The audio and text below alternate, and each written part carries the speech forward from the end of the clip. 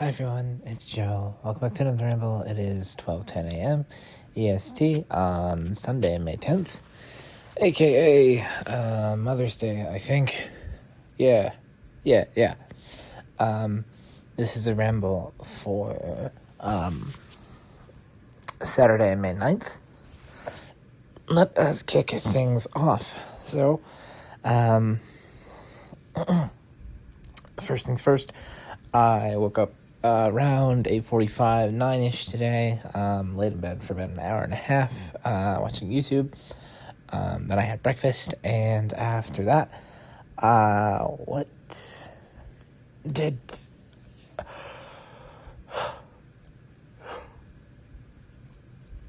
Darn it. Alright, let the yawns begin. Okay. I had breakfast, and then, let's see, we're done with breakfast by 11:15, and then, when did we leave? I was watching YouTube for a bit, and then at 1, I think it was around 1, me and my mom, we, went down to Walmart, to tell them about my, that I'm coming back, and that I want to change my availability to cut my hours and my days, and to ask if those could go, typically they go in effect in 4 to 5 weeks, and I said, could they go in sooner? I didn't specify as to why, but so my availability is now Tuesday, Wednesday, Thursday from 1 to 5 p.m. And here's hoping it goes in sooner rather than later. I know I talked to one of the team leads, who happens to be the manager that I am officially under, and she said she would talk to the people lead about it, so here's hoping something comes of it. I have yet to be scheduled for work, so we'll see what happens. So after we got that sorted, we just went shopping, and then we went and got some lunch at Culver's, and I tried their new, maybe limited time sandwich, their pub burger. It was really good. I didn't think it would be bad. I just was a little skeptical. It's not something I would typically order, but ever since I've gone to college, when I see menu items that say they're limited time or whatever, I feel inclined to get them. I'm I want to try it, just in case. And it was really good. After that, I yawned again, apparently. Played Starfield for a little bit, just doing side quests, and I was joining one of the factions. I think it's the Vanguard or something, and there's this flight exam you have to take, where you take out these other spaceships, and there's 6 levels. So I naturally I got to level 5 myself, but I couldn't be level 5. So I went online and I learned a little cheesy strategy. I parked my spaceship in the metal wreckage of a space station, and then you get out of your ship, you get out of the captain's chair, and you just stand in your ship, and your ship becomes invulnerable, and then the ships you're supposed to be destroying, they fly around and try to shoot you, and then they crash into the space station enough times, and they blow up, and they take themselves out. So I did this for levels 5 and 6. This took way longer than if I had just done it myself. I just don't think I was skilled enough to do it myself. Literally, I think the two levels took an hour. I'm not even gonna lie, and I'm not ashamed that I sat there on my phone for about an hour watching these ships slowly die. So I played Starfield for a bit, and then let me see. I took a break. I just took a break, just kind of chill on the couch and take a minute. After my break, had dinner, and then we ate really late dinner, because when we had lunch and stuff. Let's see. After dinner, I went and played some Deadest Disco. for a bit. Oh boy, is my ear good? Okay, good. I was worried my ear was bleeding again, but I think we're good. We're good. All is well, I believe. So I played some Dead as Disco for a little bit, and then it was about what time was it? It was about 10 o'clock. And me and my mom, we watched a movie, Megamind, which I had heard really good things about, and I had never seen. Lived up to the hype for sure. It was a very, very good movie. That's why this ramble is late, because the movie ran for so long.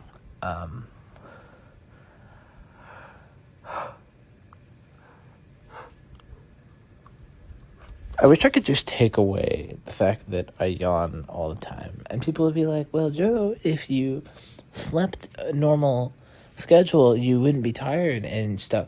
Yes, I would. I tried this. I have been yawning for 21 years of my life. It has never gone away. It has always been here. It is a constant. So yeah, here we are. That has been my day. Nothing too crazy, nothing too exciting. Ooh, almost dropped my phone. I do need to finish some videos I was watching, which I believe is the same thing I said last Saturday. YouTube always upload like really long videos on Saturdays, and I don't get to finish them. Tomorrow, or I guess later today, because it's Sunday now, I'm going to a Mother's Day thing at my aunt's house. I've actually never been to her house since she moved. Gonna be real with you all. I'm not looking forward to going. Because like it's gonna be me and my parents, and then it's gonna be my grandparents, who I'm not really a fan of. It's gonna be my aunt. I mean, she's fine. She's fine. And then it's gonna be my older cousin and her fiance, who I'm not fans of either of them. Unfortunately, the cousin that I prefer is still at college in Europe right now, which is good for her. So at least she's having a good time. But I'm not looking forward to this. I mean, maybe it'll go better than I expect. I just expect it to be very, very boring and not very interesting. Which, I mean, is how a lot of these family things go. So it's whatever, I guess. Honestly, that might be where I could call it. Let me think here. Okay, no. You know what? I'm gonna talk about something that's been bugging me. So the other day I was playing through a mixtape. It came out. What day did that come out? The 7th. So three days ago? Yeah. Okay, so it came out on the 7th. Mixtape came out, and for the most part, it got glowing reviews from critics and players alike. On Steam, it's got overwhelmingly positive reviews. Most reviewers I have seen have given it insanely high scores. I myself liked it a lot. I think I'd give it an 8 or a 9. So when developers make bad games, people clown on them. When developers make good games that critics rate poorly, people clown on the critics. With this game, it was made well and reviewed well. And because IGN, one of the biggest, I'll say the biggest gaming reviewing thing, like website, company, whatever, gave this game a 10, which I myself wouldn't give it. However, I can understand how people could come to that conclusion. This is their first 10 of 2026. People are like, they gave this game a 10 and now are needlessly hating on this game. And it irritates me so much. Because their argument is so stupid. They're like, all these reviewers that are saying it's 10 out of 10 or whatever, or 9 out of 10, whatever. Like, all these people, they're people that are nostalgic for their childhood in the 90s because it's a game that relies on nostalgia from the 90s, and that's the only reason these 40-year-olds even like the game so much. Okay, guess what? Guess what, people? I was born in 2004, and I don't remember my childhood at all. I remember bits and pieces. The point is, I didn't have a childhood in the 90s. I wasn't alive. I love the game. It was so good. it's such a stupid argument. I mean, I'm sure nostalgia can play a factor, but like, what if the people who weren't around in the 90s feel nostalgic for it? I don't feel nostalgic for the game. I can feel like the nostalgic vibes, like just from seeing things set in the 90s. I'm not nostalgic for them. It's just like, I don't know if that makes sense. It's just like the vibe is nostalgic, if that makes sense. But like, that's not the thing that got me. Like, this whole game, it's okay. I will admit the argument that it's more of an interactive movie, completely fair. And it's like, yeah, it's an interactive movie, and they're using these songs from the 70s, the 80s, 90s to get the nostalgia. Guess what? I don't know any of these songs I think I knew one song in the game, out of like the 20 to 30 something songs. Was I nostalgic for it? No, I wasn't. You know why I like the game? Even if it had little gameplay and was mostly just a movie? Because it was a good story. Well, the characters are cringy. Yeah, you know why? Because they're high schoolers. That's normal. High school friends are allowed to be cringy. I mean, like, all groups of friends are allowed to be cringy, but, like, that's the point. They're supposed to be cringy and weird. It's supposed to be fun and relatable. Like, that's, like, not, you know what I mean? It's just, it's so irritating. Because I didn't see a video pop up today that's, like, playing IGN's first 10 out of 10 of the year. And, like, the whole time, bro is just complaining about the game.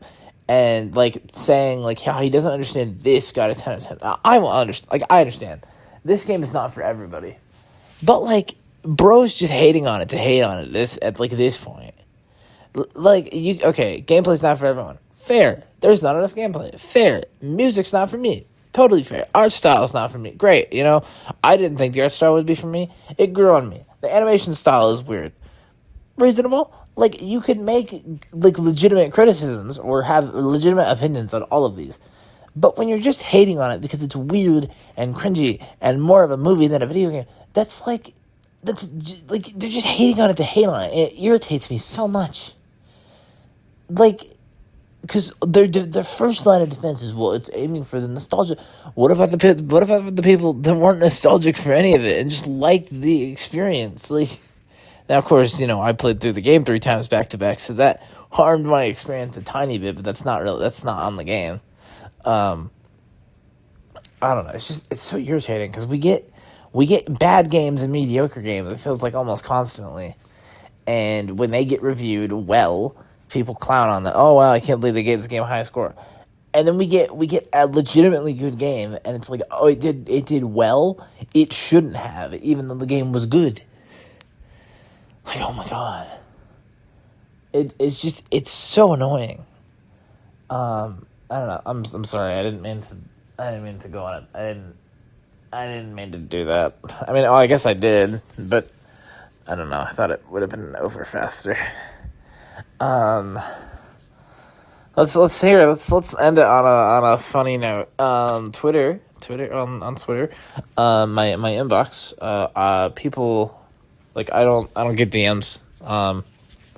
There was every so often I check my, like, hidden replies because Twitter, like, auto flags as, like, spam. And it's all, like, OnlyFans bots, because of course it is. I think it's really funny that the OnlyFans bots have started putting trans flags in their, like, name or in their messages. It's like, wow, they actually, like, are trying to appeal to me as a trans person. Like, it's, I don't know. It was the last thing I expected to see. And I just find it mildly amusing. I mean, they still get deleted and blocked immediately when I see them, but I'm allowed to chuckle for a second. I'm like, wow, they're learning.